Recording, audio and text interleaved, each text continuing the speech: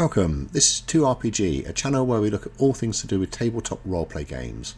So, the quick start guide to Discworld RPG from Modiphius Entertainment has arrived. Let's take a look at it. As a huge fan of Discworld series of books, I'm both excited and apprehensive at this release. So what is it? It's the quick start guide published by Modiphius Entertainment, authorised by Sir Terry's estate, surprisingly long at 48 pages, and a taster for the upcoming Kickstarter. So, what's inside it? There are a couple of pages describing Angmorpork, and then a few pages describing roleplay games in general. Page 9 starts to explain the unique system that Modiphius Entertainment have produced that tries to fit Discworld's unique setting. Rather than fighting a big bad enemy, the characters are battling the narrative, trying to change the story to one more of their liking. The game appears to be much more roleplay based rather than just combat with a little bit of roleplay. It uses the standard set of dice, but only uses the d4, 6, 8, 10 and 12. Whenever the player attempts something that has a chance of failure, a test is made.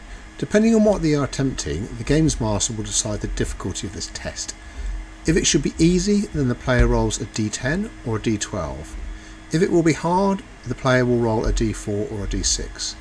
The game master then rolls a d8. The higher score wins. For a failure, there are always consequences.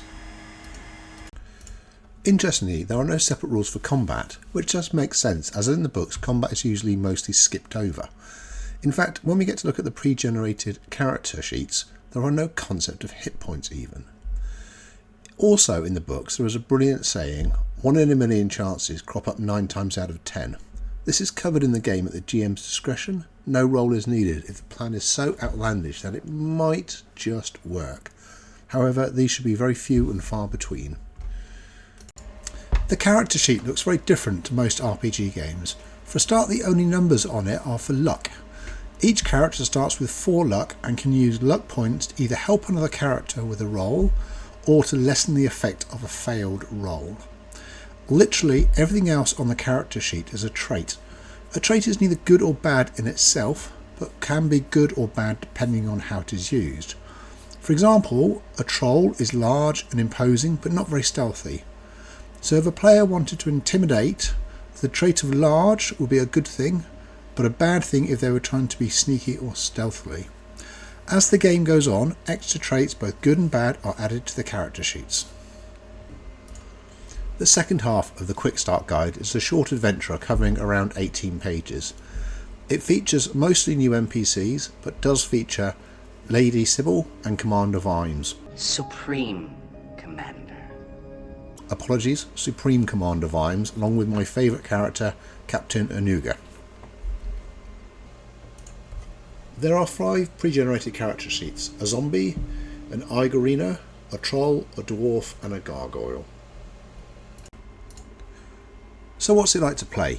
I recently played the Quick Start adventure with 3 of my regular D&D players. All are experienced 5th edition players, 1 an avid Discworld fan, the other 2 have heard of the books but are waiting for the films to come out. Everyone quickly got the hang of the game. We played for about 3 hours and completed the whole adventure. It took a bit of getting used to, as the game is 90% roleplay with rolling for tests few and far in between, it seemed, but it seemed to work out well and we all had fun. So, is it worth playing? Absolutely. It's free, it's fun, it's perfect for one session. I will definitely be looking at the upcoming Kickstarter for sure. Anyway, thank you for watching. Please consider liking and subscribing.